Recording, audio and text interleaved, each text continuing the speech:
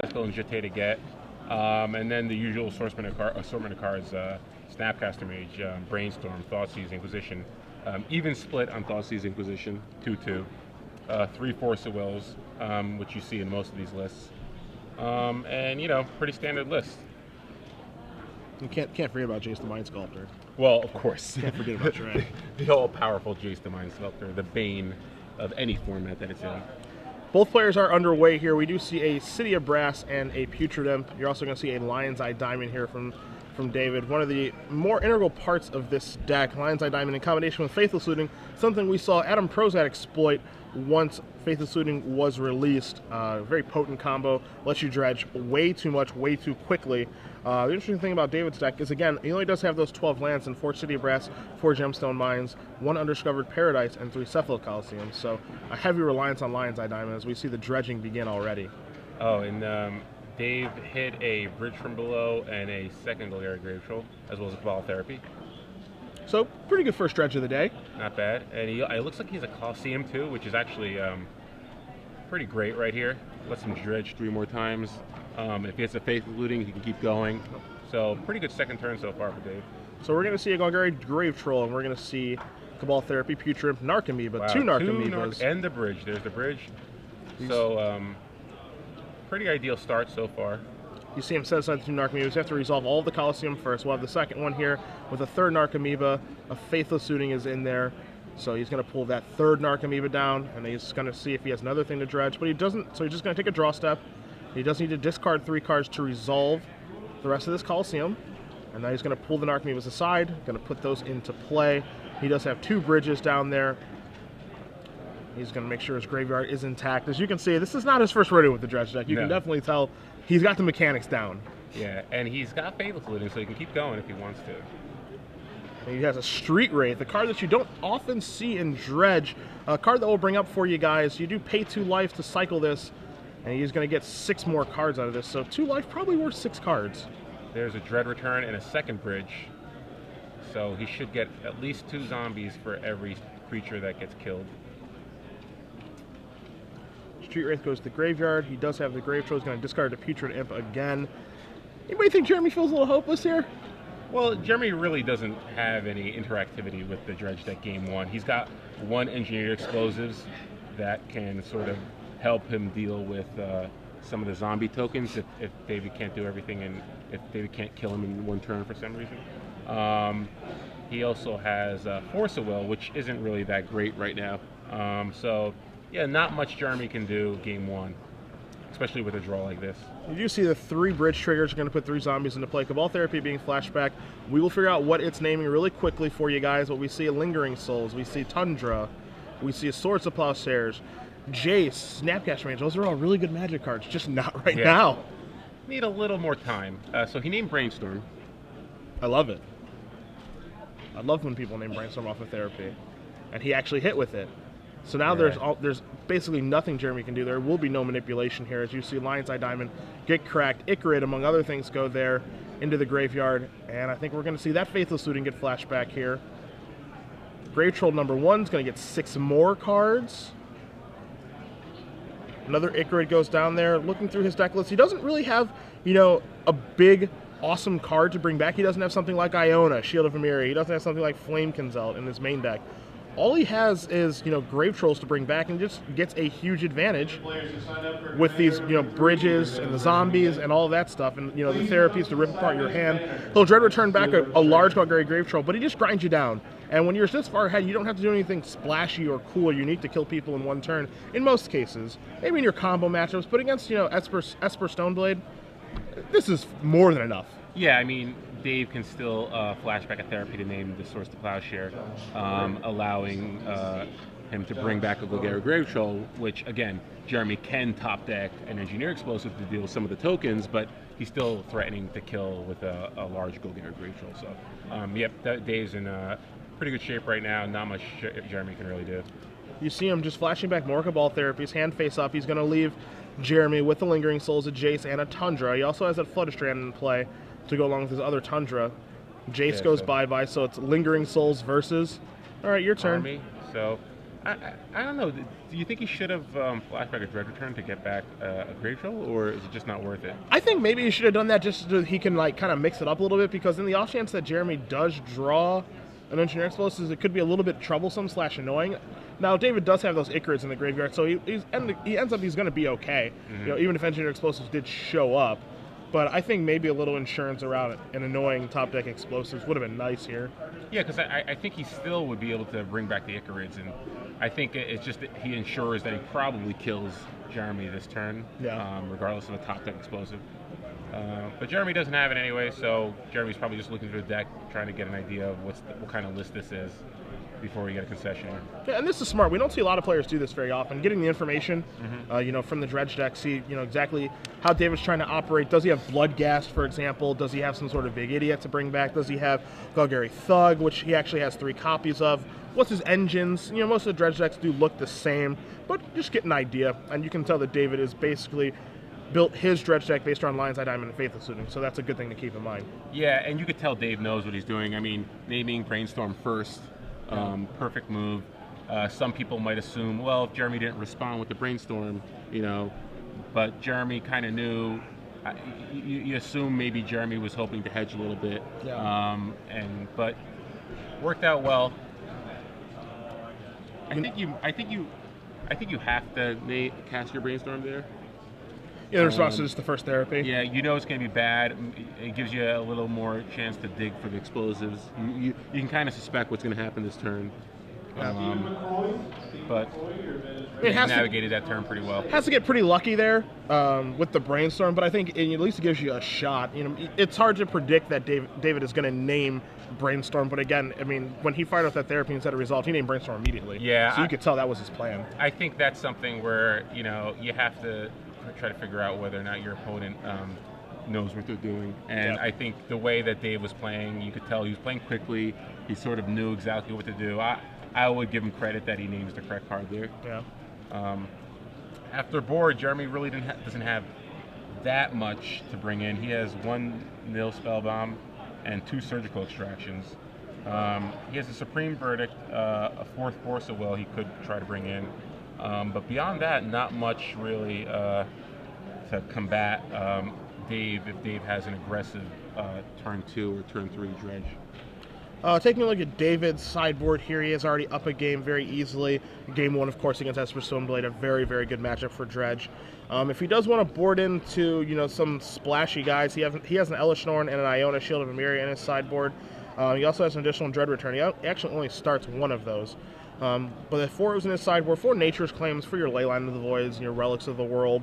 Nice hedge against those. 4 Firestorms, 1 Pithing Needle, 1 Undiscovered Paradise, and 2 Nether Shadows.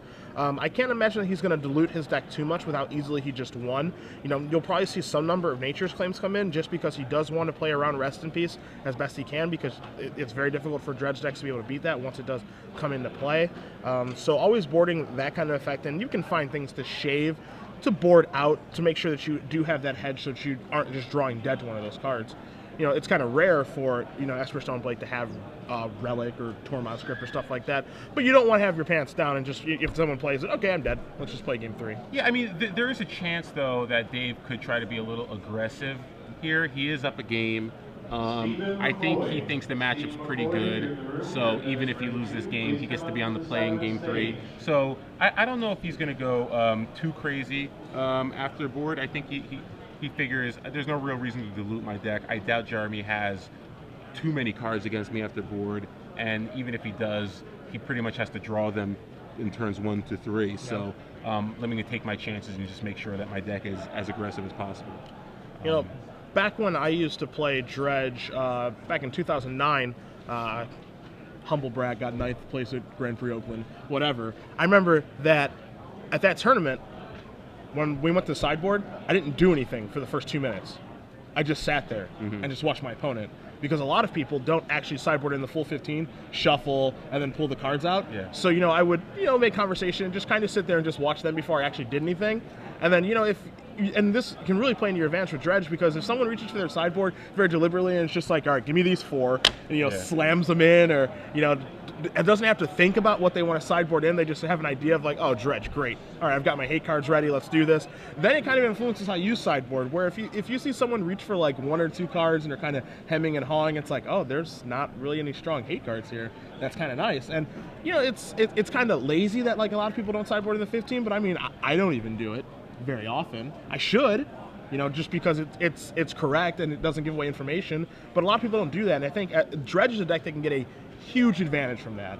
Yeah, if you're really playing these type of really good game 1 decks like Affinity or Dredge or Storm, you want to be able to pay attention with what your opponent's doing during the sideboarding, because like you said, you can kind of get a good read as to whether or not they're prepared or not. Yeah. And it's going to impact on whether or not you want to be a little more aggressive or a little more cautious with the way you sideboard. So definitely a good point.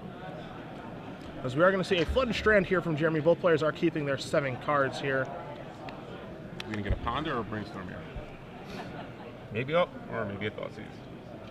I think we're going to see a Thoughtseize. It's a card that surprisingly is actually pretty good against Dredge. You want to be able to take one of their enablers, which they have a decent amount of, but a Thoughtseize can really break up some things depending on the hand they keep, as you're going to see Inquisition of Kozilek here. Like taking the Putrid Imp here is pretty big. Yeah, we just saw him abuse Putrid Imp over and over and over in game 1. You do see a Careful Study in his hand, as well as 2 Bridge from Belows.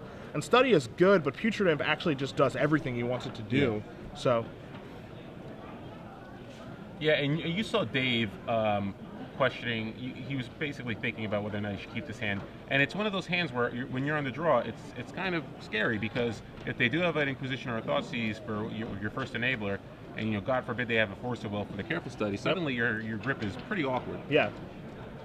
And that's the scary thing. You would think that these decks can't really interact favorably, as you're going to see him take the Careful Study, leave him with the Putrid Imp and a couple of Bridge from Belows. You would think that the Esper Stoneblade deck with its discard and its counterspells doesn't interact very well, so we're going to see Cabal Therapy now from David instead of casting the Putrid Imp. I think he's going to name Force of Will. Yeah.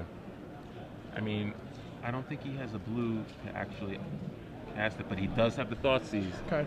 So, Dave played around the Force of Will plan, but Jeremy has the Thoughtseize to get rid of the Putrid Imp. So. And you do see a Tundra, and he actually ended up naming Stoneforge Mystic there. I'm a little surprised that he named that instead of Force of Will. But you are going to see Thoughtseize now. You see Putrid Imp, you see Cabal Therapy, Icarid, and 2 Bridge from Belows in David's hand. He's going to lose the Putrid Imp predictably. And he's actually, oddly enough, playing a fair game of Magic right now. We're going to see that Tundra, and you're just going to pass the turn back to David. David's going to take a draw step. Oh, he so says, he's I'm going to targeting Cabal himself. Therapy myself. And let's see if Jeremy's okay with that. He is. And he's going to name Stinkweed Imp. So he's going to start getting his Dredge engine online, leaving himself with 2 Bridge from Belows and an Icarid. So if you're Jeremy, you're feeling pretty good about this right now. Just your things aren't spiraling out of control just yet. But not only that, but Dave doesn't have an enabler. So if his plan is to just try to Dredge, he's got to get pretty lucky with what he hits off those 5 cards. He's got 2 Bridge from Belows and 2 Icarids, I believe, in his graveyard. So, and he's not going to be drawing any cards. So he really needs to hit an Archimedes. So we see him hit a Stinkweed Imp and an Iona as far as relevant cards are concerned. So he will be able to Dredge again next turn, but he does just pass the turn back. And when you're playing Dredge, this is the situation that you don't really want to get yourself in, as we're going to see a Snapcaster Mage here from Jeremy on David's end step of relying on those Dredges. And Jeremy draws a Nile Spellbomb. He draws a Spellbomb? Okay. Now we're going to see a Thoughtseize here from Jeremy. Again, 2 Bridge from Belows, Icarid, Stinkweed Imp. And if that card that was drawn for Jeremy was Nile Spellbomb, you do take the Stinkweed Imp here. You take the Stinkweed Imp and just clear out the yard. On one land, really, Dave's going to be pressed to draw. Faithless Looting might be the best card he can draw right now. And you do see Jeremy sacking that Flooded Strand, likely going to go get a Black Source so he can actually draw a card from the Nile Spellbomb. Going to crack that. Let's get rid of this graveyard right now. Thank you very much. He's going to get himself a card for his endeavors, and now he is really, really doing well. He's got a Snapcaster Mage to apply a little bit of pressure. Still has a force of will. Still has that force of will too. Not sure if he has a blue card to activate it, but you know, without an enabler and only one land, really not much Dave can do this game. Two more from Snapcaster Mage coming across here, as you guys do see Nihil Spellbound on the screen. It being another unique way, another 1-mana artifact to be able to remove graveyards. It has upsides and downsides compared to Relic and, you know, a card like Tormod's Crypt, but drawing a card there and not removing your own graveyard, pretty big. So we're going to have like Snapcaster beats for a while, and here's Stoneforge Mystic. Probably getting a Jeté. We're just going to see Batterskull, but we're going to see a concession here from David, predictably. And that's the thing, when you're playing against, when you're sideboarding with Dredge, and this is what we talked about with the Nature's Claims, you know, is he supposed to bring it in? I mean, we have the information of Jeremy's sideboard. He has 1 Nihil Spellbound. He doesn't have Relics. He doesn't have Rest in Peace. He doesn't have Tormod's Crypt. Cards that Nature's Claim isn't even particularly good against, but, you know, that hedging, when you're playing against an opponent that has a white deck, and access to Tundra, the thing that you think about most in Legacy now is Rest in Peace. So you want to be able to hedge against Nature's Claim. So, you know, how much do you dilute your deck? How much do you change your game plan? We saw Iona off of a Dredge, so he's boarding that in to have a big dum-dum to reanimate. So this is the hard part. Dredge has super easy game 1s. Yeah. But you have to be pretty talented to win the sideboarding games. Well, the thing is that I still don't like diluting the deck that much, because if they resolve a Rest in Peace, I think it's going to be pretty bad for you. Look what just happened there. He activated Nihil Spellbound. Dave had no enablers, so it's really a combination of things that puts pressure on Dredge. You know, Dredge can obviously you want a way to deal with Rest in Peace if they top deck it, but Dave does have 4 Cabal therapies, and he is on the play. So, and had he been on the play that game, it's a completely different story, because he's able to cast a Future Leash as opposed to getting a Thought Seize. And Jeremy's hand wasn't very good, so to the point where you're not even sure Jeremy would keep that hand on the draw. So I think it didn't look like Dave changed his plan. We know he brought in Iona. Not sure he brought in the Nature's Claim. I think he pretty much just wanted to. I think he's just going to be aggressive and hope for the best. I don't think he puts Jeremy on Rest in Peace. Did you see both players draw their first 7 cards? One thing that is nice about Dredge is that this deck does mulligan incredibly well. It does not need all those 7 cards, but if you're playing against a Dredge player, you know you're playing against a Dredge player and they keep their 7-card hand, it's a pretty scary feeling. Yeah, and Dave is not keeping his hand. Yeah, he's going to go down to 6. This is the deck that is the definition for aggressive mulligans. Definitely.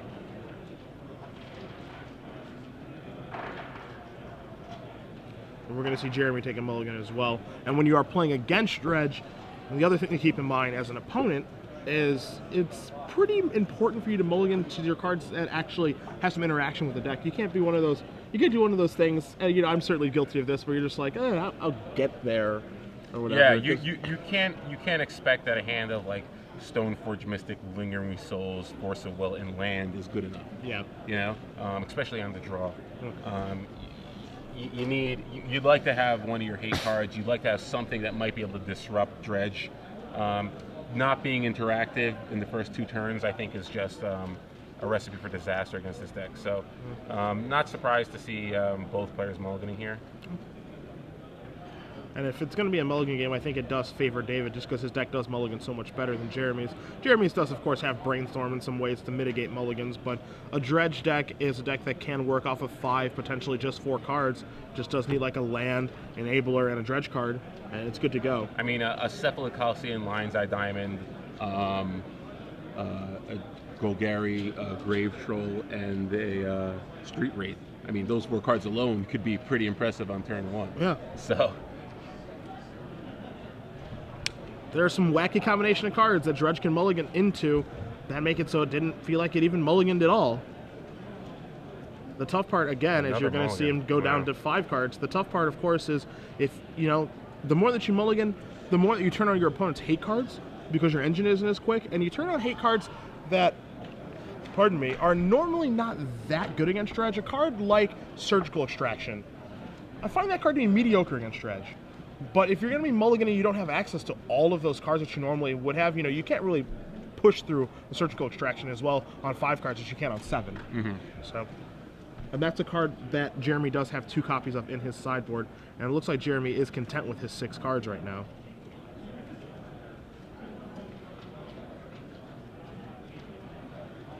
It's always an uphill battle against Dredge. I always feel like anytime I ever beat it, I got away with murder or something.